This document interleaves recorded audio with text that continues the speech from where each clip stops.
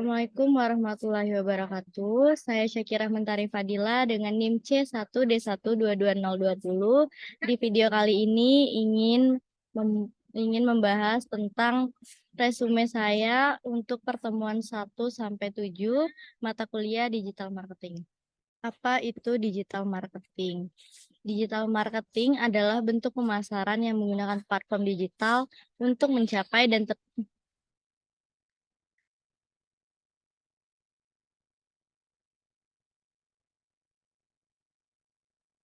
Digital marketing adalah bentuk pemasaran yang menggunakan platform digital untuk mencapai dan terlibat dengan audiens target. Ini melibatkan berbagai teknik dan strategi untuk mempromosikan produk atau layanan, serta membangun hubungan dengan pelanggan melalui media digital.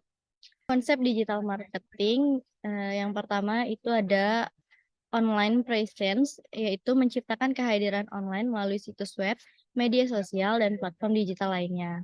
Yang kedua yaitu targeting audience, yaitu menentukan audiens target dan mencoba menjangkau mereka secara efektif.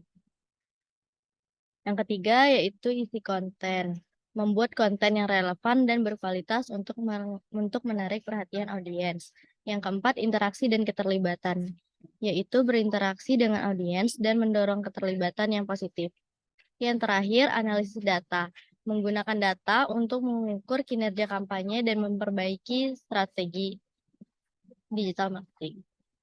Tujuan dari digital marketing yaitu yang pertama meningkatkan kesadaran merek dan produk di antara audiens online. Yang kedua, generasi prospek, yaitu menghasilkan prospek atau calon pelanggan yang potensial. Yang ketiga,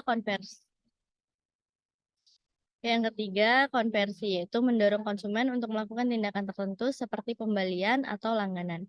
Yang keempat, meningkatkan retensi atau mempertahankan pelanggan yang ada dengan interaksi terus-menerus. Yang terakhir yaitu meningkatkan ROI, yaitu mendapatkan pengembalian investasi yang lebih baik melalui strategi yang lebih efisien.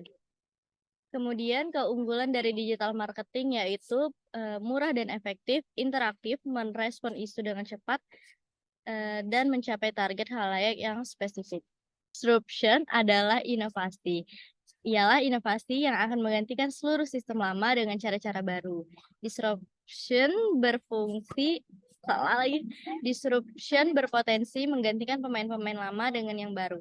Disruption menggantikan teknologi yang serba fisik dengan teknologi digital yang menghasilkan sesuatu yang benar-benar baru dan lebih efisien dan juga lebih bermanfaat. Contoh perusahaan global yang melakukan disruptive innovation yaitu ada perusahaan Gojek yang menggantikan sistem ojek tradisional menjadi ojek online. Kemudian ada aplikasi Netflix yang menggantikan sistem menonton film bisa dilakukan secara daring atau online. Kemudian ada Dana di mana menggantikan proses transaksi keuangan yang biasanya dilakukan secara tradisional yaitu cash, sekarang bisa dilakukan melalui internet. Masyarakat di era digital. Adanya level intensitas informasi yang tinggi atau kebutuhan informasi yang tinggi dalam kehidupan masyarakatnya sehari-hari pada organisasi yang ada dan tempat-tempat kerja. Penggunaan teknologi informasi untuk kegiatan sosial, pengajaran, dan bisnis, serta kegiatan-kegiatan lainnya. Kemudian juga kami belajar tentang membuat CV yang menarik. Ini adalah salah satu contoh CV untuk melamar di perusahaan Bank Mandiri. Selanjutnya materinya tentang sosial media. Sosial media adalah teknologi berbasis komputer yang memfasilitasi berbagai ide, gagasan, dan informasi melalui jaringan dan komunitas virtual. Platform sosial media yang paling banyak digunakan di Indonesia bisa dilihat di sini yaitu WhatsApp dengan persentase 92,1%. Kemudian yang kedua ada Instagram dengan persentase 86,50%.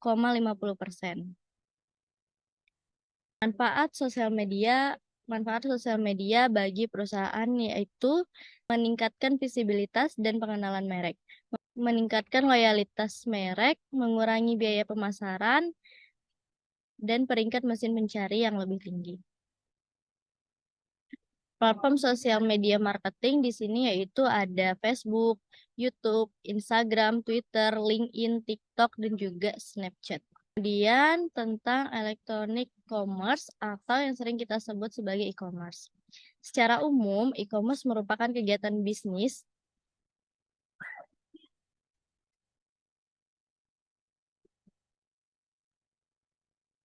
Secara umum, e-commerce merupakan kegiatan bisnis atau perdagangan yang berhubungan erat dengan konsumen, manufaktur, internet service provider, dan pedagang perantara dengan menggunakan media elektronik. Dalam hal ini, media elektronik utama dengan menggunakan internet, e-commerce paling populer di Indonesia yaitu Tokopedia, Shopee, Bukalapak, Lazada, dan juga Blibli.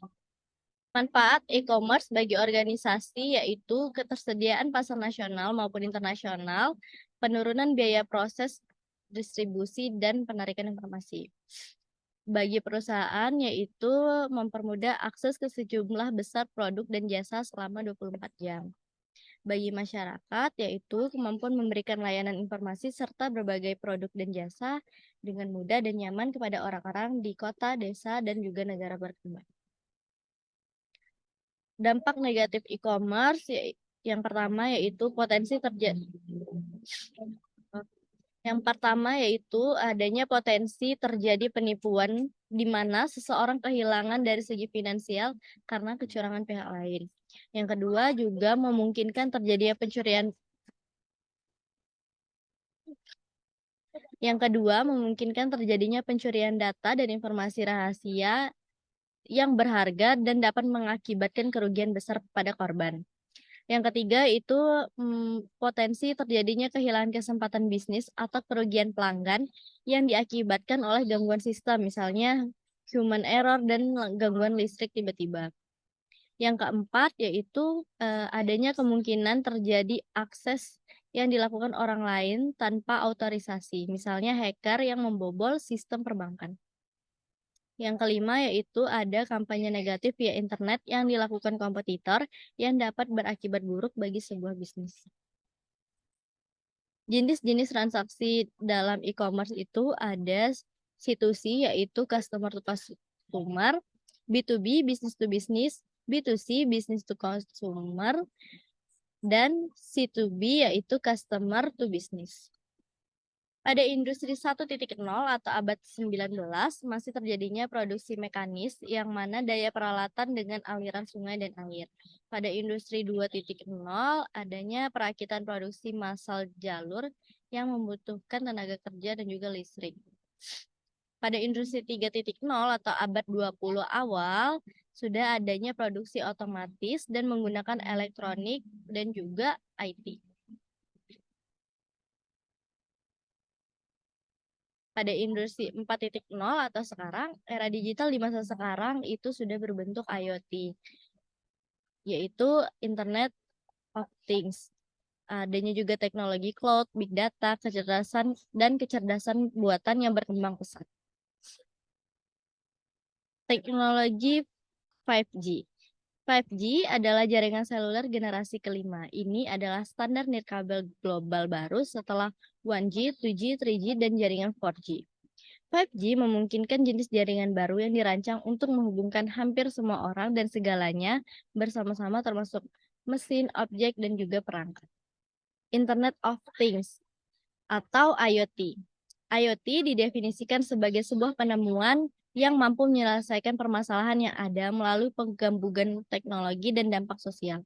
Sementara itu, jika ditinjau dari standarisasi secara teknik, IoT dapat digambarkan sebagai infrastruktur global yang memenuhi kebutuhan informasi masyarakat, memungkinkan layanan canggih dengan interkoneksi baik secara fisik dan virtual berdasarkan yang telah ada dan perkembangan informasi serta teknologi komunikasi atau ICT. Apa itu Big Data? Big Data adalah sebuah istilah umum yang mengacu kepada teknologi dan teknik untuk memproses dan menganalisa sekumpulan data yang memiliki jumlah yang sangat besar, baik yang struktur, semi terstruktur, dan juga tidak terstruktur.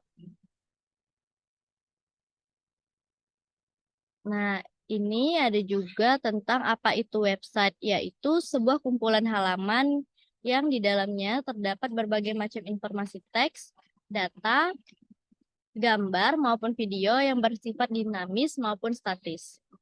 Halaman website biasanya berupa dokumen yang ditulis dalam format Hypertext Markup Language atau HTML yang bisa diakses melalui HTTP. HTTP adalah suatu protokol yang menyampaikan berbagai informasi dari server website untuk ditampilkan kepada para user atau pemakai melalui web browser. Fungsi website yaitu ada fungsi komunikasi, fungsi informasi, fungsi entertainment, dan juga fungsi transaksi.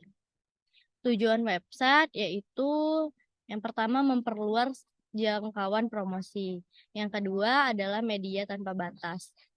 Kemudian ketiga ada media pengenalan perusahaan, dan keempat adalah sebagai media promosi.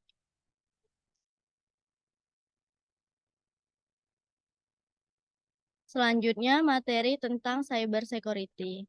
Cyber security adalah suatu praktek yang bertujuan untuk melindungi sebuah perangkat, jaringan, program, dan data dari segala macam serangan digital yang berbahaya. Di mana serangan ini biasanya bersifat ilegal. Menurut International Telecommunication Unit atau ITU, cyber security adalah aktivitas yang meliputi kebijakan dan konsep keamanan dan berfungsi melindungi aset organisasi. Praktek cyber security mencakup pemasangan firewall, backup data, multifaktor authentication, dan lain sebagainya, yang bisa mencegah cyber criminals memasuki sistem suatu organisasi. Konsep cyber security ada 3, yaitu yang pertama, confidentiality atau kerahasiaan. Maksudnya adalah membatasi akses dan hanya diperuntukkan untuk orang-orang tertentu. Yang kedua ada integrity. Maksudnya yaitu menyampaikan informasi yang benar, tepat, dan akurat kepada publik. Yang ketiga itu ada availability, yang artinya bisa diakses 24 jam, kapanpun dan di mana saja. Manfaat cyber security diantaranya yaitu melindungi data, menjaga produktivitas, memberikan waktu pemulihan yang lebih singkat, dan juga membangun kepercayaan customer. Tipe ancaman terhadap cyber security yaitu ada beberapa.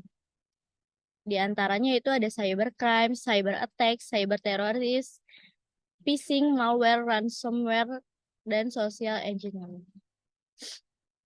Baiklah, sekian dari presentasi dan resume materi dari saya.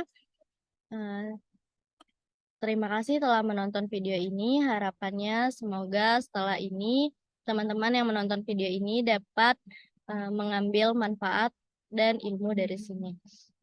Baiklah, saya tutup. Wassalamualaikum warahmatullahi wabarakatuh.